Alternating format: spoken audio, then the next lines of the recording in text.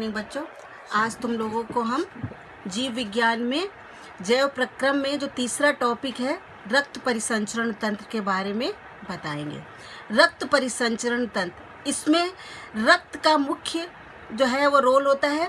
ये रक्त हमारे पूरे शरीर में किस प्रकार से एक भाग से दूसरे भाग में प्रवाहित होता है, इसके बारे में इस टॉपिक के अंतर्गत आप पढ़ेंगे।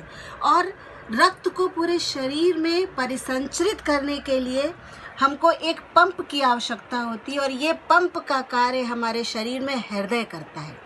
ये हृदय एक मुट्ठी के आकार का होता है तथा जो है मस्कुलर होता है, मांसपेशियों का बना होता है। चूँकि मांसपेशियों का बना होकर बहुत कोमल होता है, और इसलिए इसको सुरक्षित रखने के लिए इसके चारों ओर एक कैविटी बन जाती है, जिसको हम हृदयवर्णी गुहा या पेरिकार्डियल कैविटी कहते हैं। और हृदय उस कैविटी के बीच में एक द्रव भरा रहता है, जिसको हम हृदयवर्णी द्रव कहते हैं। हृदय में हमारे, चूँकि मानव एक विकसित प्राणी है और इसमें शुद्ध और अशुद्ध दोनों प्रकार के रुधिर पाए जाते हैं, तो मानव का हृदय जो है ये 4 वेश्म 4 चैम्बर्ड होता है। और जिस 4 चैम्बर्ड का मतलब है कि दायां और बाएं भाग में डिवाइड रहता है। ऊपर के चौड़े भाग को हम अलिंद कहते हैं, और नीचे के जो थोड़ा सा कॉनिकल भाग होता है, कोने वाला भाग होता है, उसको हम निलय कहते हैं। देखिए, हमारे हृदय का हम आपको एक रफ स्केच करके बता रहे हैं बच्चों।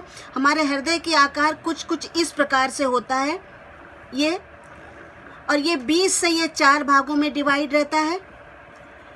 ऊपर के भाग को हम अलिंद कहते हैं और नीचे के भाग को निलय कहते हैं।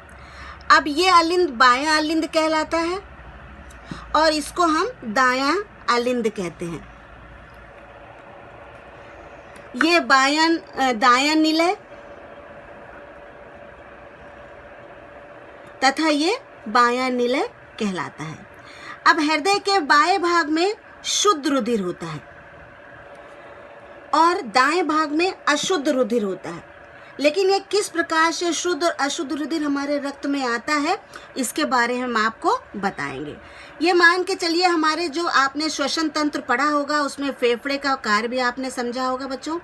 ये हमारे फेफड़े हैं। एक जोड़ी फेफड़ा मनुष्य के शरीर में पाया जाता है, और फेफड़े का कार्य है बाहर से ऑक्सीजन युक्त वायु को अपनी बॉडी में लेके जो है श्वसन प्रक्रिया करना।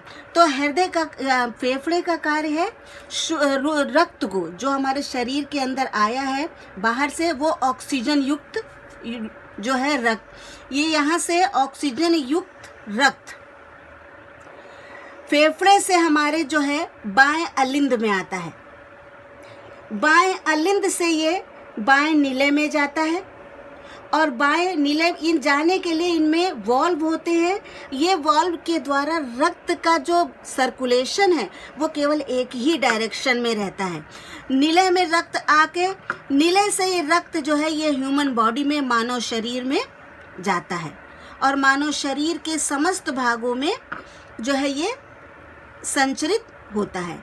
मानव शरीर से अशुद्ध रक्त, ये पूरा शुद्ध रक्त आ गया हृदय के बाएं भाग से, और ये हमारे पूरे शरीर में संचरित हो गया।